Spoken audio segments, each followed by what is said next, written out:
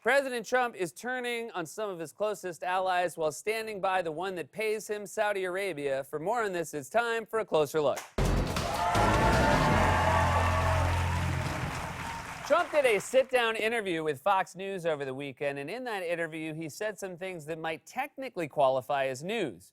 But one thing he said that was news to nobody was when he described his decision-making process and made clear he doesn't really have one. When you're sitting at the desk, how do you make decisions? I mean, do you agonize over them? Do you second-guess yourself? How does... I don't think about it. I don't think about, how I make them. Yeah, we know. It's one of the symptoms. I imagine Trump makes decisions the same way Netflix's algorithm suggests something totally random for you to watch. Did you enjoy The Migrant Caravan? Then you might also like Raking in Finland. So while there's no process to Donald Trump's decision, there is one central operating principle, and that's loyalty. It doesn't matter who you are or how decorated you are. All Trump cares about is whether you are nice to him or mean to him. That's why Trump attacked retired Admiral William McRaven, a Navy SEAL who oversaw the operation to kill Osama bin Laden. McRaven has criticized Trump's attacks on the press, calling him a threat to democracy. But when Trump was asked about McRaven, he falsely accused him of being a Hillary Clinton supporter, just because Hillary had reportedly considered him as a possible running mate in 2016. Bill McRaven, retired admiral, Navy SEAL, 37 years, former head of U.S. Special Operations. Hillary Clinton fan. Special Operations? Excuse me, Hillary Clinton fan. I'm so happy we have a president who blurts stuff out like a Price is Right audience member.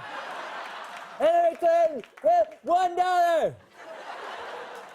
Trump has also tried to weaponize the criminal justice system against his political opponents. For the same reason he attacked McRaven, he wants to punish them for their disloyalty. And he's being egged on by Fox News. Yesterday, the New York Times reported that Trump wanted to order the Justice Department to prosecute James Comey and Hillary Clinton. Some of his more vocal supporters stirred his anger, including the Fox News commentator Jeanine Pirro, who has railed repeatedly on her weekly show that the president is being ill-served by the Justice Department. So not only is the president a wannabe dictator who thinks he can jail whoever he wants, he also genuinely believes all the insane stuff he sees on Fox News.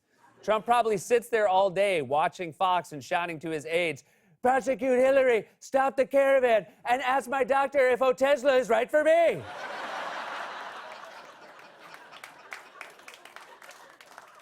Why can't I have Otezla? Trump doesn't care that Hillary didn't actually break any laws or that McRaven is a Navy SEAL and decorated military hero who led a mission to kill the world's most wanted terrorist. All that matters to Trump is whether you're loyal. And sure enough, Trump is now questioning the loyalty of the man who is, constitutionally speaking, closer to him than anyone else in the federal government. In recent weeks, with his electoral prospects 2 years from now much on his mind, Mr. Trump has focused on the person who has most publicly tethered his fortunes to him. In one conversation after another, he has asked aides and advisors a pointed question. Is Mike Pence loyal? Damn, now he's questioning Mike Pence? How paranoid can you be? Mike Pence has spent 2 years doing everything he can to suck up to Trump. I mean, he literally copies Trump's physical mannerisms. Remember that time Trump put his water bottle in the ground during a meeting and then Pence immediately did the same thing? I mean, look at that. Pence is like a pageant mom who's doing his daughter's routine along with her from the audience. And clap, then spin, then step, step, step, then jazzy, jazzy, jazzy. For Trump, loyalty only goes one way. And there's no better example of that than the man who's arguably closer to Trump than anyone else in the world, Fox News host Sean Hannity. Just to give you an idea of how loyal Hannity is to Trump, it was reported a few months ago that Hannity has Trump's direct phone line, and they talk multiple times a day, including after the Fox News host wraps up taping his show most weeknights. Can you imagine that conversation? It's probably the phone call version of two dogs sniffing each other's butts. And everyone in the White House knows it's happening because Trump will walk around flaunting the fact that Hannity calls him every day. White House staff are aware that the calls happen thanks to the president entering a room and announcing, "I just hung up with Hannity." No one has parlayed the president into less impressive celebrity friends. I mean, JFK used the presidency to hang out with Marilyn Monroe. Trump plays phone a friend with the human embodiment of a Christmas ham.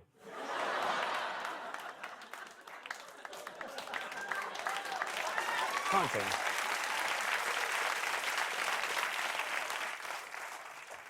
Sean Hannity. So that's how close That's how close those two are. Or at least that's how close Hannity thought they were until last week when the Daily Beast reported that Trump calls Hannity a suck-up behind his back. Trump has repeatedly made fun of Hannity's interviewing skills and called Hannity's softball questions dumb. Now, I think I know what Hannity did to anger Trump. You see, Hannity has spent hours on his show defending Trump from one especially salacious rumor about a certain sex act in a Moscow hotel room. A rumor so salacious that we will not stoop to repeat the details of it here on this show. But as we pointed out before, Sean Hannity often repeats all the embarrassing details of that specific rumor on his TV show, which is watched by millions of people. And I feel like it might have started to annoy Trump because Hannity just won't let it go. Remember, that's the dossier that talked about Trump at a Ritz-Carlton in Moscow with 2 prostitutes urinating on his bed. The fake document about President Trump, and that goes to the Ritz-Carlton, and that goes to hookers, Russians, and the Ritz-Carlton and hookers. You know, talking about hookers and urinating in beds. Hookers, Ritz-Carlton, urinating on a bed. The Ritz-Carlton and hookers, Russian, hookers, Trump, hookers, hookers, hookers, hookers, hookers, hookers, hookers, hookers, urinating in his bed, peeing, urinating, urinating, urinating, urinating, urinating, urinating, hookers at a Ritz-Carlton in Moscow, urinating in the bed, employing a number of prostitutes to perform golden showers, in other words, urination. So Hannity thought it was a good idea to go on his show and read in detail the single most embarrassing rumor about his friend, the president. I mean, now I know why Trump is mad at him. Or should I say pissed?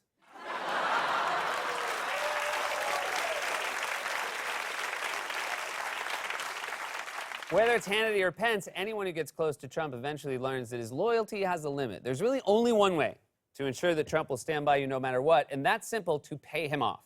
That's the lesson Saudi Arabia is learning this week amid a firestorm over the murder of Washington Post columnist and U.S. resident Jamal Khashoggi. We know for a fact that Trump has financial ties to Saudi Arabia because he told us. I love the Saudis. Many are in this building. Saudi Arabia, and I get along great with all of them. They buy apartments from me. They spend $40 million, $50 million. Am I supposed to dislike them? I like them very much. Saudi Arabia, I like the Saudis. They're very nice. I make a lot of money with them. They buy all sorts of my stuff. All kinds of toys from Trump. Toys? He sounds like a guy on the street selling knockoff Legos. They don't snap together. You got to use duct tape.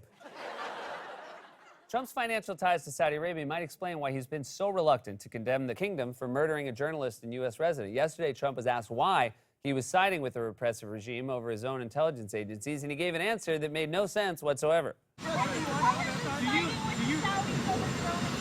Because it's America first for me. It's all about America first. No, that's not America first. That's Saudi Arabia first. This guy is George Orwell's worst nightmare, including the fact that his brain stopped developing in 1984.